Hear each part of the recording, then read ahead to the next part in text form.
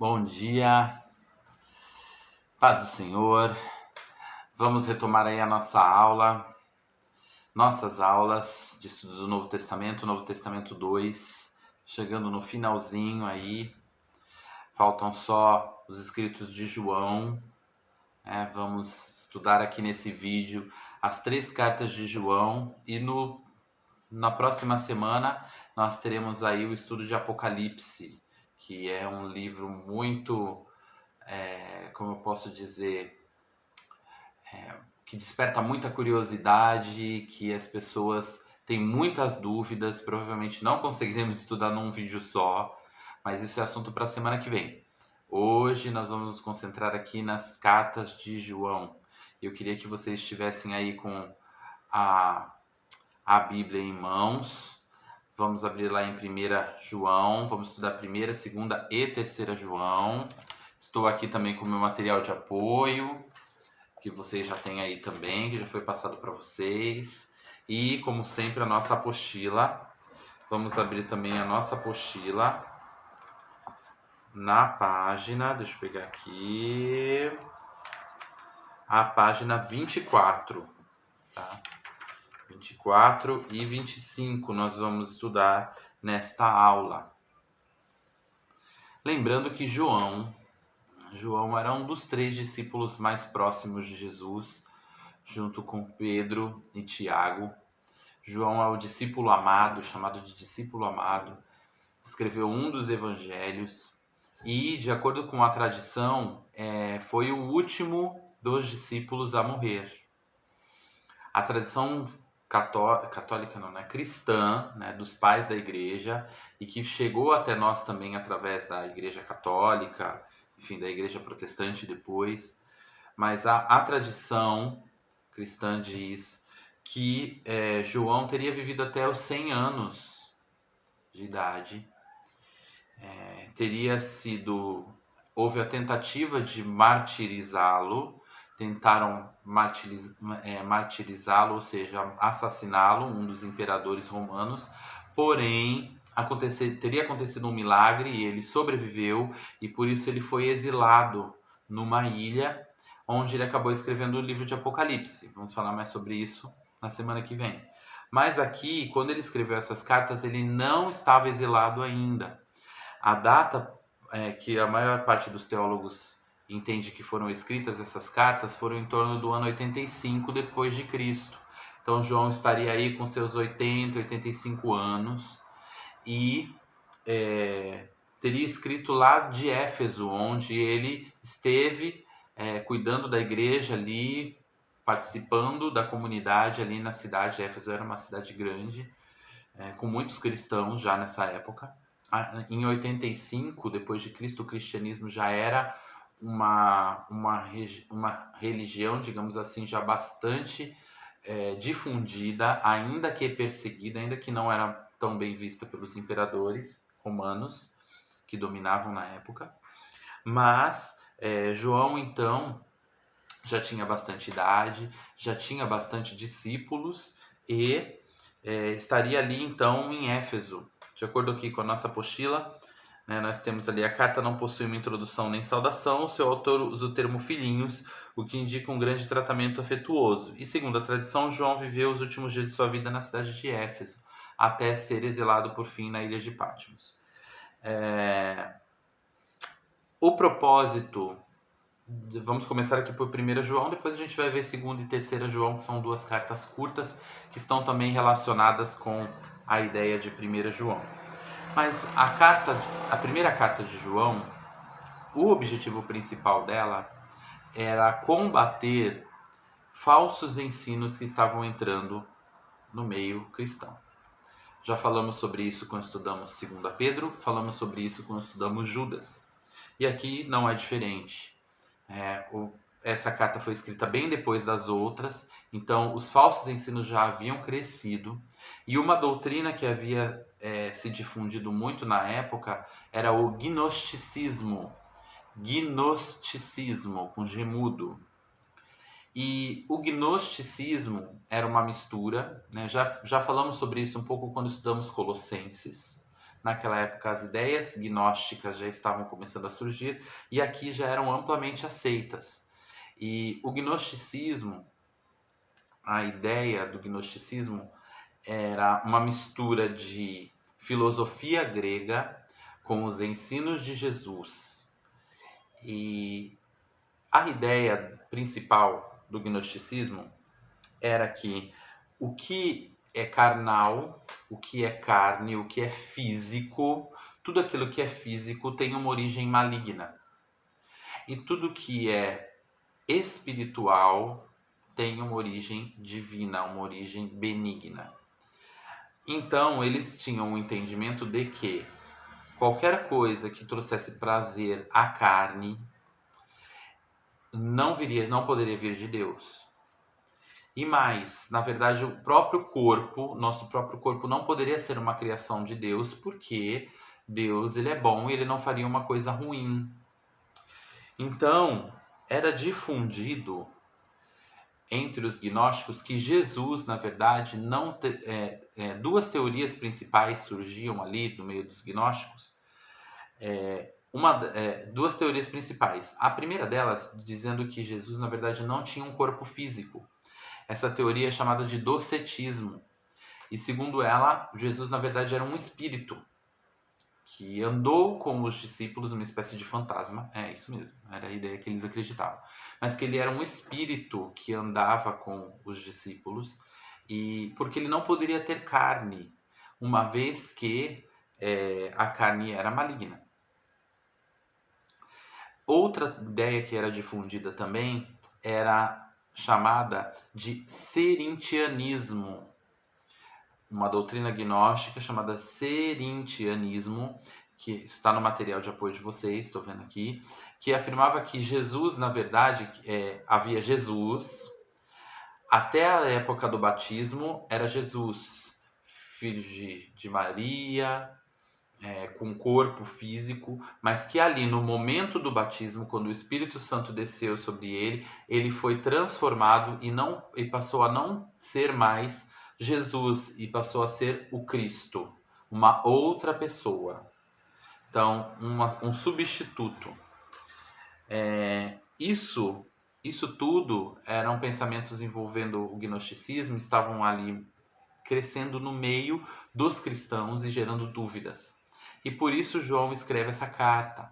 Ele escreve aos seus filhinhos, como ele diz, né? Ou seja, aos seus discípulos, às igrejas que haviam sido crescido ali, amparadas por ele, direcionadas por ele. E ele vem refutar, vem contradizer essas duas ideias. E mostrar, inclusive ele fala, né, que o verbo que se fez carne, e ele vai falar isso também no seu evangelho, depois a gente vai comentar um pouco mais sobre isso, mas ele vem falar que aquele que se fez carne, o Filho de Deus que se fez carne, que eles tocaram, com quem eles andaram junto, dormiram junto, comeram junto, esse era o Filho de Deus, esse era Deus. Então ele começa já com essa introdução, trazendo essa verdade de quem era Jesus e qual o comportamento que nós deveríamos ter com relação a Jesus. Então ele vem refutar os falsos ensinos, né, combater o gnosticismo, como está aqui na apostila, e estabelecer os princípios que devem estar presentes na vida dos filhos de Deus, ou seja, na vida dos verdadeiros cristãos. Como deve ser o nosso comportamento como verdadeiros cristãos. Essas são as duas mensagens principais contidas em 1 João. 1 João é muito, muito semelhante ao Evangelho de João. Aborda temas que também estão presentes no Evangelho de João, como essa questão do verbo que se fez carne, a questão do amor, a questão do perdão dos pecados. João vai abordar todos esses temas aqui na sua carta. O conteúdo. Primeiro, o conteúdo principal, então, é como o Filho de Deus, o verdadeiro cristão, deve se comportar. Ele não deve andar nas trevas, ele deve confessar os seus pecados, ele deve guardar os mandamentos de Deus, andar como Jesus andou, amar os seus irmãos. Passando aí para a página 25. Não amar o mundo, ter a unção, buscar a unção do Espírito Santo, ou seja, a presença do Espírito Santo, o poder do Espírito Santo em sua vida, permanecer em Cristo, tudo isso deveriam ser coisas a serem buscadas por aquele que realmente era filho de Deus. Tornar-se filho de Deus, né? Aceitar Jesus como seu Salvador, não viver mais na prática do pecado, praticar ao invés do pecado, praticar a justiça e o amor aos irmãos, confessar que Jesus é o Filho de Deus e crer que Jesus é o Cristo. Como eu falei, né? Havia essa ideia de que Jesus era uma pessoa e Cristo era outra. Vencer pela fé as situações do mundo, buscar a vida eterna, viver em oração e lembrar que Deus ouve as nossas orações e guardar-se do maligno. Tudo isso era o que o cristão deveria buscar ter na sua vida. Eu queria abrir com vocês João, 1 João, aqui é a carta de João, no capítulo 5, versos 11 e 12, que são os textos-chave, dizem assim: E este é o testemunho que Deus nos deu, a vida eterna, e essa vida está em seu Filho. Aquele que tem o Filho tem a vida, e aquele que não tem o Filho de Deus não tem a vida. Então ele vai focar, é uma carta extremamente cristocêntrica, ou seja, focada no Filho de Deus, focada em Cristo, focada em Jesus, em mostrar quem ele era, quem ele foi, quem ele era, quem ele é, e como aquele que de fato o aceitava como Salvador deveria se comportar. Esse é o tema de 1 João. Como eu falei, é uma carta muito semelhante ao Evangelho de João, aborda os mesmos temas e ela também é uma carta muito prática, justamente por ela mostrar não só essa situação do Filho de Deus, de como ele deve se comportar, mas não só na teoria, mas também na prática. Atitudes que o cristão deveria ter para demonstrar que ele era filho de Deus. Ele vem falar, por exemplo, que Deus entregou o seu Filho por nós e, portanto, nós temos que dar a nossa vida pelos nossos irmãos. Ele vem falar sobre Deus, como Deus é amor e, portanto, nós também devemos amar a Deus e amar o nosso próximo. Ele vem nos falar como Deus derramou esse amor na nossa vida, e nós devemos buscar permanecer no amor dele, nos esforçarmos para permanecermos em santidade, buscando fazer aquilo que agrada ao Senhor. Então, é uma carta que fala muito sobre o comportamento do cristão, então uma carta prática, mas também fala muito do amor de Deus, de como o Senhor nos amou. Vai falar que Deus é amor, né? Aqui que fala que Deus é amor, no capítulo 4, e que Ele nos amou primeiro, e que a nossa resposta, portanto, ao amor de Deus é o amor ao Senhor e o amor ao próximo. Mensagens essas que também estão presentes lá em João. Quando você lê o capítulo 13, por exemplo, de João, em que Jesus lava os pés dos discípulos, e ele na sequência ele vem falar sobre isso, sobre o amor sendo a marca do verdadeiro discípulo. Aqui, esse escrito de João, essa carta de João vem reforçar essas ideias presentes lá no Evangelho de João. Amém?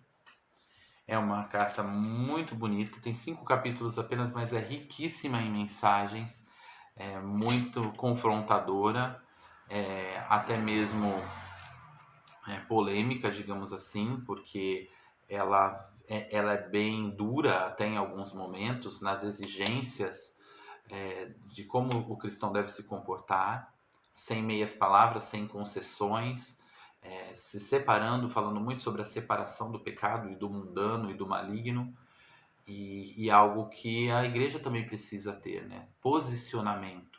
Se posicionar e não abrir espaço, fazer concessões ao diabo, fazer concessões às coisas do mundo, porque isso tudo, como diz o próprio apóstolo João, essas coisas passam. E essas coisas, elas só tendem a fazer mal. A concupiscência da carne, ou seja, que ele fala, o desejo da carne, o desejo dos olhos, a soberba, isso não deve crescer dentro do cristão, porque isso só vai acabar levando ele à ruína, ao buraco. Na sequência, nós temos mais duas cartas de João, a segunda e a terceira carta, as duas menores cartas do Novo Testamento. E são duas cartas bem pessoais. São duas cartas escritas, direcionadas a pessoas específicas ou a uma igreja específica, na verdade. Segundo João, o autor, né, o João, ele se intitula o Ancião, provavelmente por causa da sua idade. As duas cartas, segunda e terceira, foram escritas mais ou menos na mesma época, por volta de 85 depois de Cristo. E ele vem se auto-intitulando o Ancião, escrevendo essa carta à Senhora eleita e aos seus filhos. A gente vê aqui na página 25 que o melhor entendimento é que deve referir-se a uma igreja e aos seus membros. Mas se é uma igreja específica, por que ele não cita o nome da igreja? Como Paulo fez nas suas cartas. Porque aqui já havia um contexto de maior perseguição do que na época de Paulo. Na época de Paulo já havia perseguição, né? Tanto que Paulo, na verdade, morreu martirizado. Mas aqui, como o cristianismo já havia se expandido mais, estava incomodando mais as autoridades romanas, principalmente. E então já havia uma perseguição maior. Então, dependendo da região e da época do governante, do imperador, era necessário usar esses subterfúgios, digamos assim. E aqui ele usa uma espécie de pseudônimo. Em vez de falar do apóstolo João para a igreja tal, ele fala do ancião à senhora eleita. Então ele usa um apelido, digamos assim. E o conteúdo dessa carta, ela vem trazer uma exortação ao amor cristão e mais uma vez uma advertência contra as doutrinas falsas e contra o acolhimento dado aos falsos mestres. O cuidado que deveria ser tomado com relação àqueles que traziam mensagens enganosas, aqueles que traziam verdades que não eram condizentes com a verdade da palavra e que estavam entrando dentro das igrejas. O verso 9 diz assim: todo aquele que transgride e que não permanece na doutrina de Cristo não tem Deus. Aquele que permanece na doutrina de Cristo, esse tem tanto o Pai como o Filho. Então ele vem ressaltar a importância de se identificar os lobos em pele de cordeiro, digamos assim, e removê-los do meio da igreja, para que a igreja não se contaminasse com essas falsas doutrinas, com esses falsos ensinos. A mensagem principal é essa: evite tudo que contraria a mensagem de Cristo. Nosso guia, o nosso manual de instruções é a palavra de Deus. E nós devemos buscar na palavra o direcionamento para a nossa vida. E se algo vem contradizer a palavra de Deus, vem gerar dúvida, vem deturpar ou utilizar-se apenas de metade, de parte da palavra, deve ser evitado pelo cristão. Nós não podemos abrir concessões. Às vezes nós vemos programas de TV, vemos livros, vemos a mídia, vemos até mesmo personalidades trazendo mensagens que até tem um pouco das verdades bíblicas, até tem alguma coisa ali, mas muitas vezes junto com elas vem uma carga de verdades, entre aspas, que não são a verdade da palavra. E a gente tem que tomar cuidado. Eu li um livro uma vez que era muito bacana, na verdade eu li um livro não, vi um filme que é baseado num livro, eu acabei não lendo o livro, mas eu vi o filme, e o filme é muito bacana, um filme muito interessante, mas que parecia ser muito cristão, mas que por trás dele, entremeado à mensagem, havia um conteúdo muito próximo da mensagem do Espiritismo. E eu comecei a ficar com o pé atrás com aquilo. Na verdade, esse filme, muitos talvez até tenham visto, ou conhecem, ou leram o livro, é A Cabana. E eu, como eu falei, eu não li o livro, até tenho o livro aqui, mas eu ainda não li. Não tem uma fila. Mas eu vi o filme, e o filme bastante interessante, muitas verdades da palavra ali contidas, mas por trás, no pano de fundo, eu percebia um certo conteúdo meio espírita, umas doutrinas meio espíritas, e aquilo me incomodou. Depois eu fui pesquisar um pouco sobre o autor, e isso é muito importante para nós, teólogos, futuros teólogos que vocês são também, pesquisarem. Quando você lê um artigo, você lê um livro, quem é o autor, de que igreja que ele é, o que que ele prega, sabe? Você vê um filme, cuidado com aquilo que é passado a mensagem. Eu fui pesquisar, né, sobre o autor do livro. E o autor do livro, por exemplo, não acredita na igreja, não acha necessário a comunhão da igreja, acredita que o Espírito Santo mora em nós e que se nós somos templo do Espírito, eu não preciso dos templos físicos, não preciso da reunião. Só ali já... Se eu já estava com um pé atrás, fiquei com os dois.